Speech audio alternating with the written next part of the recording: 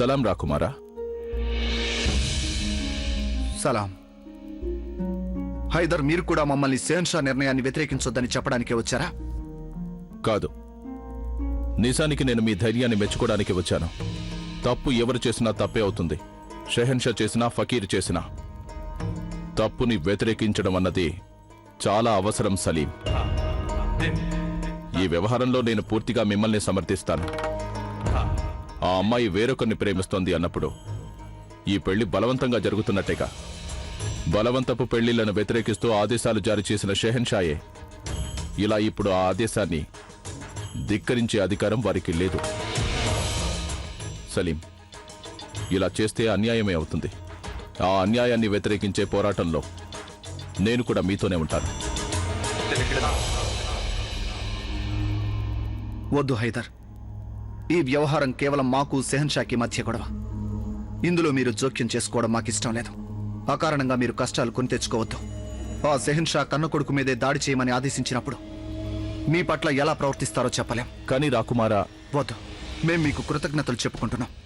మీరు మా మనసును అర్థం చేసుకున్నందుకు శుక్రియా. మాకు మీ సహాయం అవసరమైనప్పుడు మేము తప్పకుండా మిమ్మల్ని పిలుచుకుంటాం. కానీ ప్రస్తుతానికి ఈ వ్యవహారాన్ని స్వయంగా మేమే పరిష్కరించుకోవాలి. బీనాకి రేపు పెళ్లి జరుగుతుంది, కానీ అది షెహన్షాతో కాదు, ఫర్హాన్తో. నా స్నేహితుడి కోసం బీనాని అపహరించవలసి వస్తే అందుకు మేము సిద్ధంగానే ఉన్నాం. కానీ గెలిచేది కేవలం ప్రేమ మాత్రమే, షెహన్షా కాదు.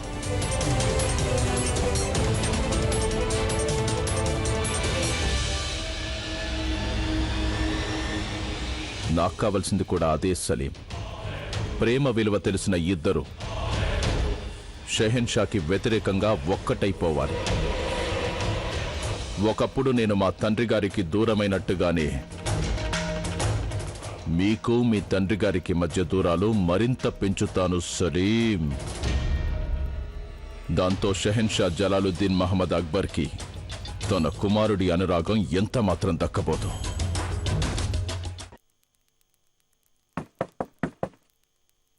వస్తున్నానమ్మీ జాన్. చాలా ఆలస్యం చేశావు నువ్వు. నేనెంత కంగారు పడ్డానో తెలుసా?